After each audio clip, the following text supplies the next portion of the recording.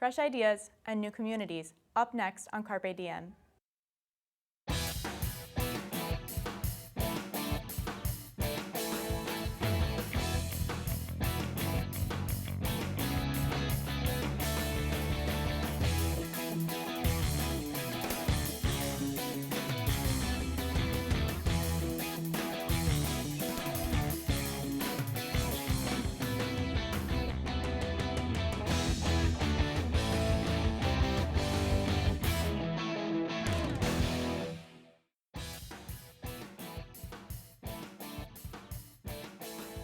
Hello, and welcome to Carpe Diem. I'm Chloe Motisi. On today's show, we take a deeper look into fresh ideas and new communities in the tri-state area. We'll take a look at 3 groups of people inspiring their community, improving relations across all social barriers, and proactively organizing for social change. Just how important are visual arts in promoting culture and education? Daisy Urguys digs deeper into the connection between visual arts and the community to learn about the strong effect it has on its members.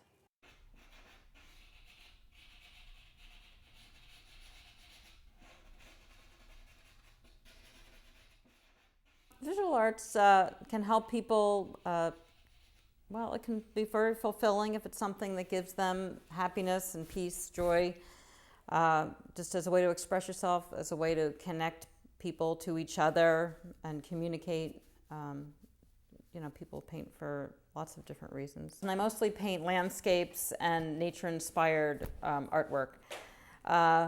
I've always loved nature. It's something that's always appealed to me. I like to focus on skies, land, sea, ocean, water, things like that, things I find very peaceful or beautiful.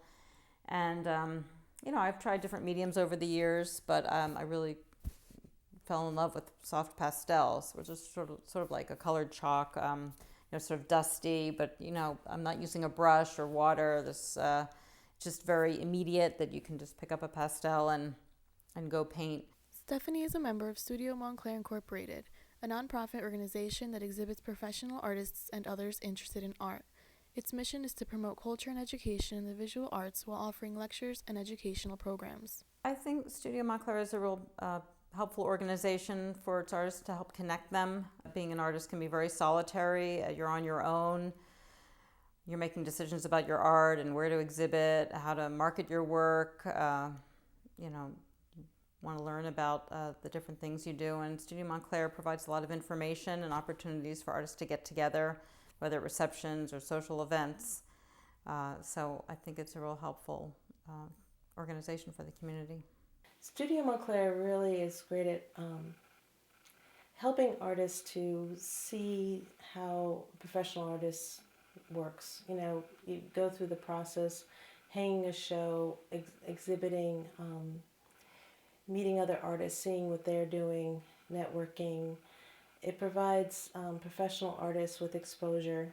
We promote them, we have receptions for them, and it's really, we really try to show artists in the very best light to the community. Our library shows, I say, are the best ways that we do that.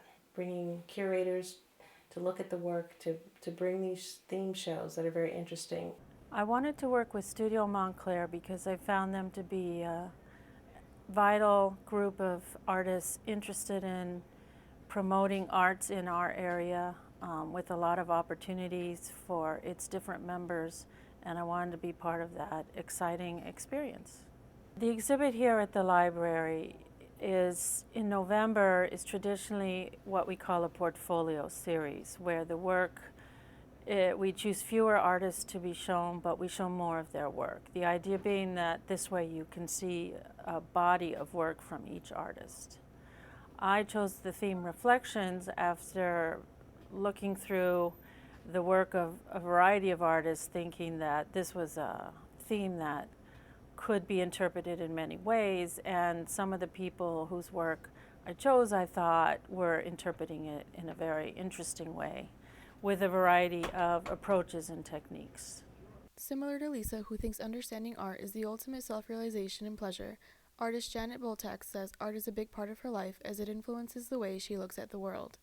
How does art affect my life? I feel like, apart from my family it's the most important thing. I really identify myself as an artist. I guess that's my major identity, and I've been drawing since I was a little kid, you know, and I was always, you know, I always had a pretty obvious talent. Some of my work shows that I have a dark side, that I know I'm very cheerful, pretty cheerful on the surface, but you know, I also have some demons, and I think you can see that in some of my artwork, maybe not the portraits, but I also have a fair amount of energy, and I think you can see that in my brushstrokes. They're very energetic, and I love the texture of paint. That's pretty obvious. And I also tend to like bright color. I tend to like bright colors, and I think that's apparent in many of my paintings as well. The flesh in the people that I paint has a lot of color in it. Janet is a wonderful painter. She teaches up at the Montclair Art Museum, and she has this wonderful portrait series that she's working on now of people in their senior years, and she just has a way of bringing out personality, the color of the life of the people that she paints. I'm painting people who are over 90, and I'm interviewing them about their lives and the aging process, and it's just such a fascinating connection, you know. And so when I finally do their painting, after talking to them, like they almost change in some manner. Like they're to me, when I'm looking at them, their essence seems to come out, and I find a lot of them, like, they don't look old to me anymore. They just the person emerges. It's really a very fascinating process, actually. I feel like in this case, this really does convey like a message to people, I think, about, especially since the baby boomer generation is really aging, and so there's going to be so many older people, that I think it will convey a feeling of the depth of the life that these people lived, and how, you know, some of them are still really attractive in certain ways. I mean, some of these people are fascinating. At the same time, there's such a richness to their lives. Virginia Block, an artist who incorporates texture into her work, thinks it's especially important to include art lectures and educational programs for a variety of reasons. I've been painting professionally since 1977, but I've been an artist my entire life. I have work in my studio as early as when I was 5 years old. My mother saved it, and I probably owe that all to the fact that my mother sent me to extracurricular activities from when I was a very young age, and she sent me to art classes. And my work basically is involved with three things. Textures that could be either natural textures found out in nature, or they could be man-made textures. The next is early primitive writing. And then the third thing is that I'm very interested in portals or entryways. So I try to combine that in my work, and I've developed a way of casting a raised texture onto the surface using acrylic mediums.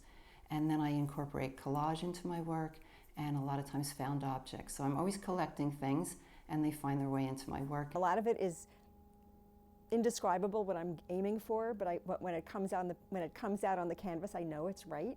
You want to really have each stroke mean something, and so I really think before I put down a stroke, or you know, analyze it. I try not to just paint. Like, I paint with my whole being, my mind, and then I guess the mind and the emotional aspect too. So anyway, the more you do that, as long as it interests you, then you will automatically become better and better, I think. So that's what I'm hoping to just, you know, grow as a painter in that way. And I've done it for a really long time, and I never get tired of it. Sometimes it's just fun. It's just wonderful fun to explore different mediums and so forth. It's a whole world. It's like a whole world unto itself, and it's, you know, fantastic. In this day and age, social media can be a place where we feel only the great parts of our lives are to be shared. Emma Klein takes a look into how the website Your Story Vault is creating a new kind of community, one story at a time. I'm Debbie Lancing. And I'm Anna Thompson. And we are YSV. There you go. Best friends Anna Thompson and Debbie Lansing have a once-in-a-lifetime kind of friendship. Do you know, we met when I moved over here. We met as part of, I was invited to join your expat playgroup. Yes. It was So all when our Brits. children were little, we met. And I think it was then we just became extremely close, didn't we? And we would share a lot of our issues and life situations with each other. We talked a lot, and we became really, really good friends. Bit of a lifeline when you've got like kids running around. to have that. You know, our friendship has definitely grown from then. But I think what we realised is it wasn't just, we say we needed we needed to support each other when our kids were little, but we also realised that as you go through life, that support is vital. Yes. You know, as friends, it's we got each other. Yeah, it's been really great. It's really great. So it's actually, we've known each other for over 10 years. 12 years. I think we said 12. Do we have an anniversary? No. Because September. I forget it every year? It's 12 and a half. I forget it every year. With a friendship of so much support, Anna and Debbie decided to create a community for women that provided that same support that their friendship has had. So Your Story Vault is an interactive website. It's ever-growing collection of real-life stories about life, love, lust, and longing in midlife. I think we just felt, we were just hearing so many great, amazing, inspiring, fabulous, real, crazy, raunchy, wild stories, like amongst friends and friends of friends. And we just realized we're just not the 40-plus-year-olds that our mothers were. We're not, and we're in this incredible time in our lives. And we just felt like there would be a great outlet to have some place where you could just put those stories up, whatever they might be. And some of them are a little saucy and spicy, and some of them are like just brutally honest, and some are just plain funny. But to have a space where we could just have a collection of those stories where other women could just read them and go, God, that's me, and I never dared say that. Or, you know, we just found that that would be we thought that that would be really a very powerful thing to do. I went home one night and I said to my husband, we've just got to do this. Debbie and I've got to do this.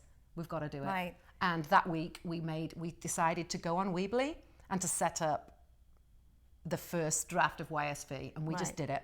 And we have learned so much about how to design and to grow a website. We knew nothing. So we started from scratch ourselves on Weebly, and after about 18 months decided that we needed to get a little more support from a web designer, a graphic designer, and now the site that we have, we feel that it gives our readers a really kind of boutique experience. But the original intent is still the same, which is to provide a place for mainly women, but we don't want to exclude men, in midlife to support each other through sharing sometimes the messy bits of life, but most importantly, the real bits of life. To revamp the website, business partner Joanna Feldheim was brought in. My name's Joanna Feldheim, and I'm owner of Feldheim Creative. It's a design consultancy that specializes in brand positioning, brand identity, interactive, and product development. For Your Story Vault, we went ahead and redesigned their website, and they had all these really great ideas. So what I helped them do was extract a concept and imagery and improve upon and solidify a proprietary positioning. So what we did was we took Your Story Vault and shortened it to YSV. And then I came up with the idea of having sort of a secondary statement of real stories, and then the 4 S's: stories, support, sisterhood, and secrets. So the 4 S's led into life, longing, lust, and love, which are the application of stories that are in these categories.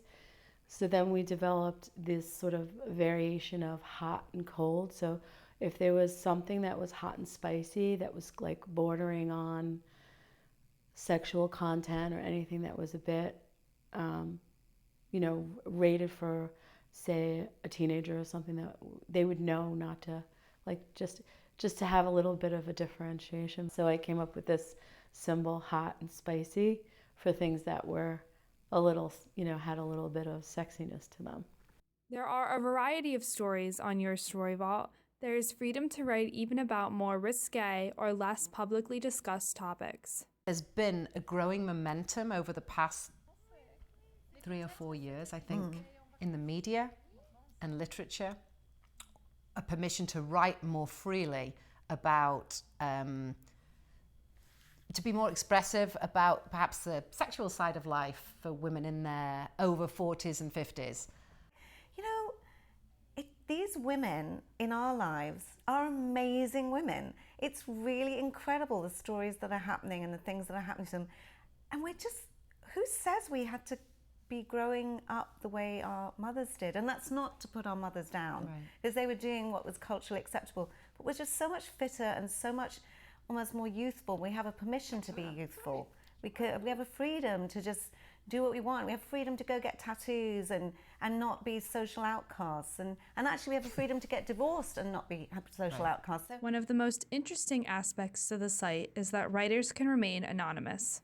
the anonymous angle was something that was really, we felt very unique to the whole site. So, and we definitely were feeling, and it's a sentiment that we're sort of reading about more and more, but that Facebook was becoming, you know, now that your boss is a friend on Facebook, and you know you've got your kids and your mother and your kids and your mother on there, you're no longer being real on Facebook. You're branding yourself on Facebook. You're putting up the very best stories that you have, just because it's human nature. Nobody can be bothered to put up stories about them being in line, you know, at the post office. And you get depressed because everybody's got a flipping perfect life, and they've got a perfect husband, and they've got perfect meal and perfect kids and a perfect house, and they just went on a perfect vacation.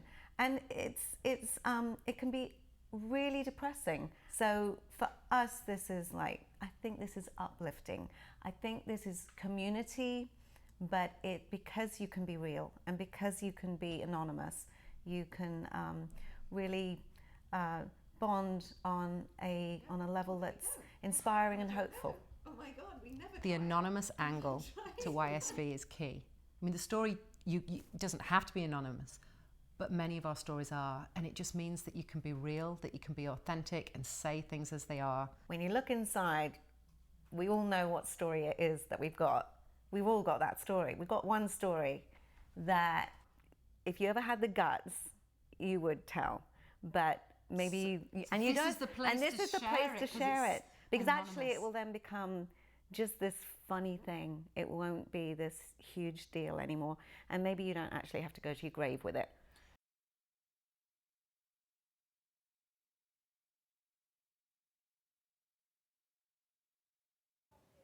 Next, a Staten Island youth group is encouraging its members and community to become more civically engaged, right after this quick break. Domestic violence occurs every 7 minutes in New Jersey. La violencia doméstica ocurre cada 7 minutos en Nueva Jersey. 1 in every 4 women will experience domestic abuse in her lifetime. 1 de cada 4 mujeres experimentan la violencia doméstica en su vida.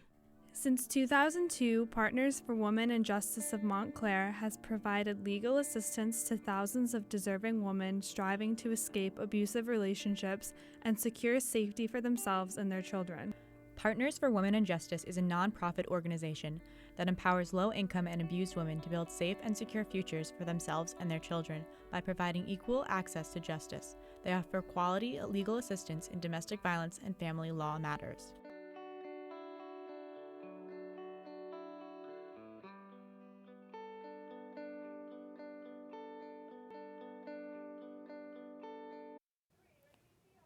They call themselves the Dreamers, based in Staten Island. Eye Openers, a multi-ethnic, multicultural youth rights organization, fosters the next generation's leaders.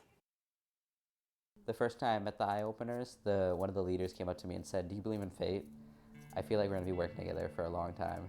And now I'm the youth organizer for Eye Openers, and we're working together for a long time. I feel like fate brings a lot of people together. That's how I met my boss. I think I was 17. I went to the Albanian mosque, and they're doing a press conference on immigration. My boss at the time said to me, "I like what you do. Would you like to work for me?" I said I was undocumented. She said, "I don't care." Over the past 10 years, Eye Openers, a social justice youth group, has become a familiar and respected name within the community of Staten Island. Made up of students from diverse backgrounds, ranging in ages 12 to 24, they work together and encourage one another through awareness of their community's needs and their ability to address those needs. A branch of Project Hospitality, a community-based nonprofit agency, Nafla Dual was given the task of taking on Eye Openers as the youth organizer. Any last-minute burning issues on our 10th anniversary of Eye Openers? Because I feel like By next Friday, I'll have the postcards all ready. So through Project Hospitality, we have a youth group called Eye Openers, and when it was given to me, I didn't really knew what they were, what they stood for, their history, and all that stuff. And I wanted to learn about them. They've been here for 10 years. There was like maybe 5 members left. 5 members out of 200 people that graduated of this program. I couldn't believe that. So I wanted to give some life into this group. We got more members. We had 22, 25, 30 people fill up the whole room in our meetings. We did leadership training. We did tutoring programs. We fed people that were hungry on the streets. We done so much work in this community. It was just unbelievable. And immigration is a hot topic with us. There are a lot of undocumented youth within this program. We're ages 12 to 24, and I kid you not, these kids are something else. And now we're in our 10th anniversary, and we're 30 strong right now. And they're learning every day, and it's just amazing what they do. I guess the mission statement that we have is to empower youth, and that's what I want to do. I love youth. I want to empower them. I'll be coming to the meetings, supporting you guys like I always do. I'll bring new faces and keep it moving. I've been a member of the Eye Openers since 2007. I was about 12 years old. I'm 20 years old now. I'm still supporting the Eye Openers because it's a great program for the youth. We fight the injustice. The community, we of course support each other. We come together when we see something unjust, like maybe racism that's over here in Port Richmond, maybe violence, gangs and stuff like that. So the Eye Openers is a really good group to bring the youth of Port Richmond, the community, together so we can discuss, different types of things that are just wrong in the community. And we're able to brainstorm together and bring about change to the community. Since the program's humble beginnings, it has continued its reputation of encouraging its members and becoming more civically engaged. While their outreach spans from Staten Island to Brooklyn, with 200 members graduating over the last 10 years, they continue to look for more ways to get people involved, with activities like midnight sports and a friendship dinner held once a month.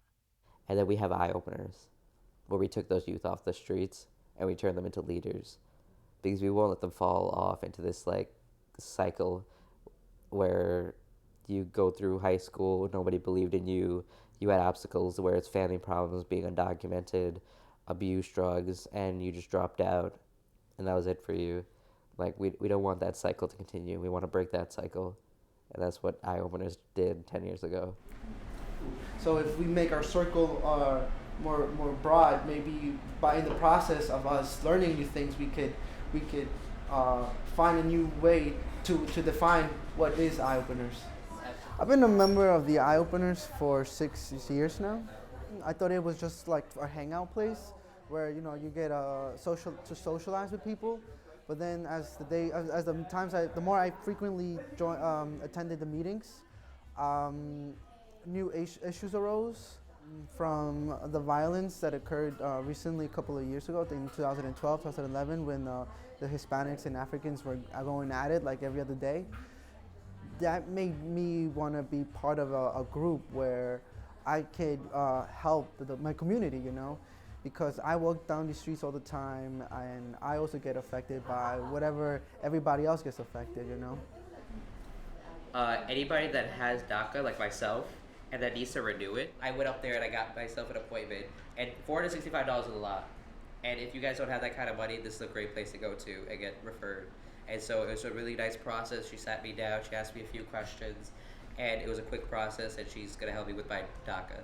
So DACA stands for Deferred Action for Childhood Arrivals. It's an executive order that was presented by President Obama because of failure of Congress to have a bill that has comprehensive immigration reform, which is a step-by-step pathway to citizenship, where there won't be cases like me where I came here and I didn't know the laws of the country and now I'm stuck in this immigration cycle, or people that come here from Mexico or wherever for a better life and now they're just stuck in the immigration process. And deferred action is just, I guess, a stepping stone in what we really want to accomplish. As an undocumented citizen living here in Staten Island, New York, it's very harsh. The opportunities are very limited because I'm an undocumented immigrant, but because of that, it won't stop me.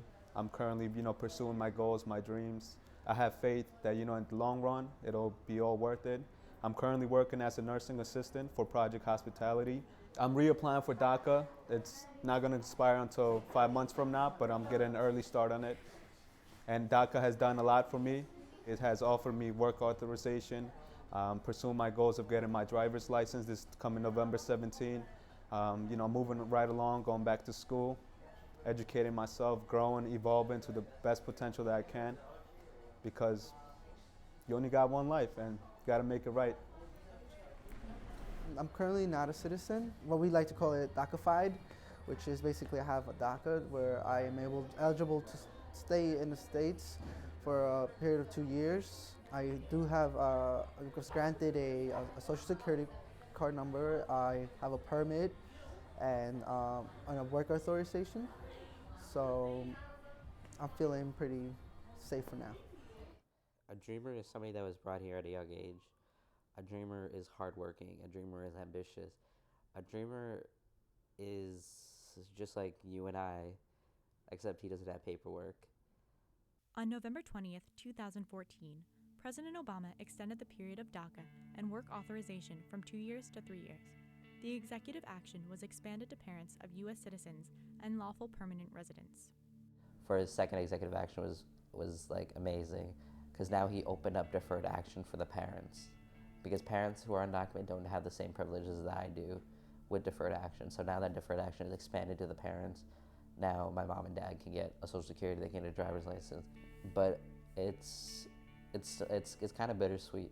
It's not like over yet. Like we've been fighting for so long, 10, 12, 14 years now. We've been fighting for an actual pathway to citizenship.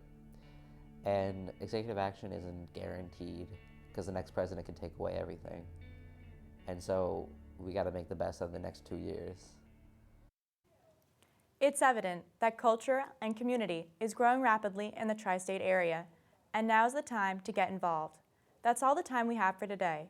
If you'd like more information about this Carpe Diem or any other episode of Carpe Diem, you can write to us at the email address on your screen, carpediem@mail.montclair.edu, or call us at 973-655-5158. For Carpe Diem, I'm Chloe Motisi. Thanks for watching. Until next time, Montclair.